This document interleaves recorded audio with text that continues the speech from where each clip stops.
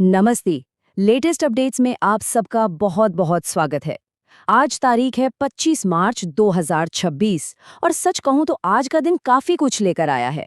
एक तरफ दुनिया में टेंशन का माहौल है तो दूसरी तरफ अपने देश के अंदर भी काफी हलचल मची हुई है। तो चलिए आज की इन सारी अलग अलग सुर्खियों को एक साथ जोड़ते हैं और देखते हैं कि पूरी तस्वीर आखिर है क्या। और शुरुआत करते हैं सबसे बड़ी ग्लोबल खबर से। और ये शब्द हैं प्रधानमंत्री नरेंद्र मोदी के, जो उन्होंने राज्यसभा में कहे थे पश्चिमी एशिया में जो संकट चल रहा है उसको लेकर। मतलब सिर्फ ये एक लाइन ही है ना, आज के दिन की पूरी गंभीरता को साफ साफ हमारे सामने रख देती है। और देखिए, ये सिर्फ बातों की बात नहीं है। इस टेंशन की, इस संघर्ष की एक मानवीय कीमत भी है और वो बहुत बड़ी है। पिछले सिर्फ 25 दिनों में 2600 से ज्यादा लोगों की जानें जा चुकी हैं। सोचिए, ये आंकड़ा ही अपने आप में इस संकट की भयावहता बताने के लिए काफी है। तो अब हम आते हैं हमारे पहले सेक्शन पर। हम यही समझने की कोशिश करेंगे कि ये जो संघर्ष है ये सिर्फ पश्चिम एशिया तक ही सीमित क्यों नहीं है। इसकी जो लहरें हैं ना, वो पूरी दुनिया महसूस कर रही हैं। और भारत इस पर क्या कदम उठा रहा है, कैसे रिएक्ट कर रहा है, ये समझना हमारे लिए बहुत जरूरी हो जाता है। तो चलिए जरा इस पूरे घटनाक्रम को फटाफट से देख लेते हैं। कहानी शुरू हुई 25 दिन पहले और आज की बात करें तो भारत के रक्षा मंत्री ने एक हाई लेवल मीटिंग बुलाई है और प्रधानमंत्री मोदी ने तो सीधे अमेरिकी राष्ट्रपति ट्रंप से बात की है। और इसका असर देखिए कितना गहरा है कि फिलीपींस जैसे देश को अपने यहाँ नेशनल एनर्जी इमरजेंसी तक लगानी पड़ गई है। और इस ग्लोबल टेंशन का जो सबसे पहला और सीधा असर है ना, वो हमारी और आपकी अर्थव्यवस्था पर दिखने लगा है।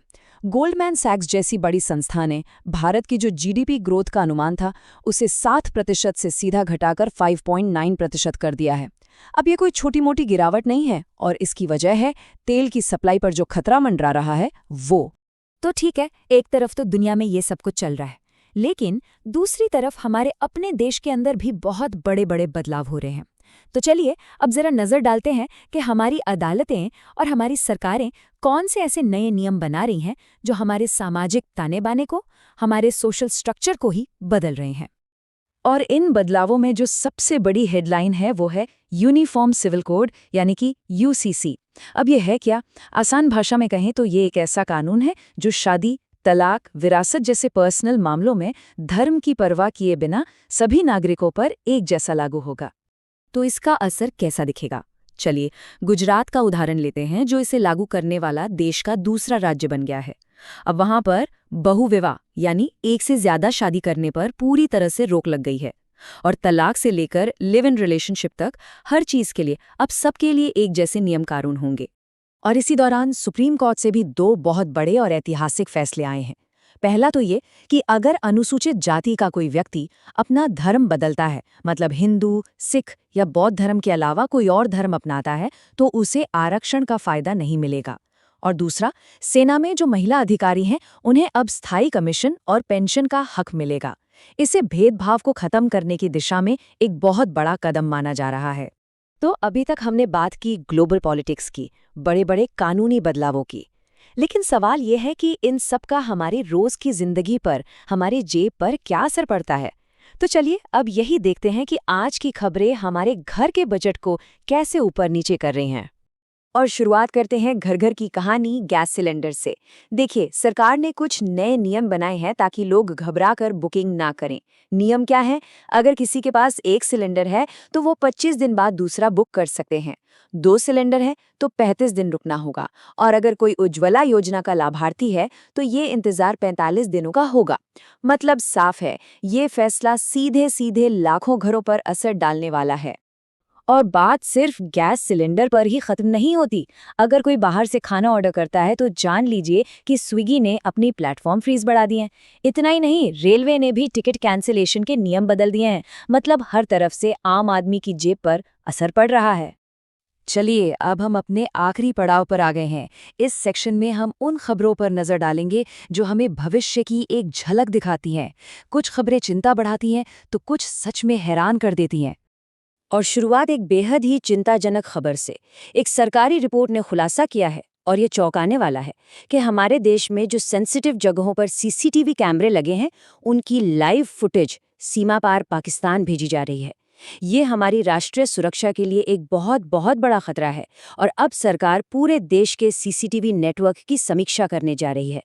तो सोचिए, एक तरफ टेक्नोलॉजी हमारी सुरक्षा के लिए इतना बड़ा खतरा बन रही है, पर क्या इसका सिर्फ यही एक चेहरा है, या फिर यही टेक्नोलॉजी जिंदगी की हदों को भी पार कर रही है? चलिए देखते हैं एक ऐसी कहानी जो आपको सोचने पर मजबूर कर देगी। ये सुनने में किसी साइंस फिक्शन फिल्म की कहानी जैसा लगेगा, पर यह हकीकत है। जर्मनी के वैज्ञानिकों ने क्या किया, उन्होंने चूहों के दिमाग को लिक्विड नाइट्रोजन में जमा दिया -196 डिग्री सेल्सियस पर, और फिर उन्होंने उसे वापस नॉर्मल टेम्परेचर पर लाकर जिंदा भी कर दिया। और कमाल की बात यह है कि चूहों के दिमाग ने फिर से काम करना शुरू कर दिया। जरा सोचिए, भविष्य में इसके क्या मायने हो सकते हैं?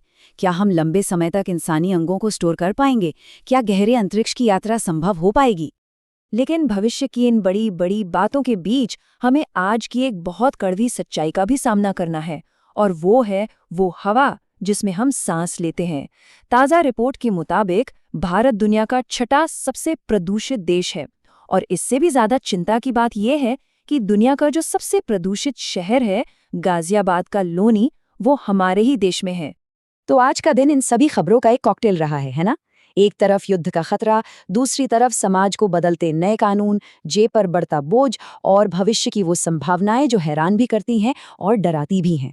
पर असली सवाल ये है कि इन सब में से कौन सी एक सुर्खी है जो हमारे आने वाले कल को सच में डिफाइन करेगी?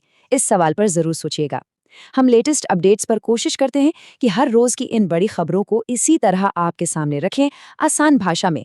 अगर आपको हमारा ये विश्लेषण पसंद आया हो तो हमें अपना समर्थन जरूर दिखाएगा, और ऐसे ही अपडेट्स के लिए चैनल को सब्सक्राइब करना बिल्कुल मत भूलिएगा। अपना कीमती समय देने के लिए बहुत बहुत धन्यवाद।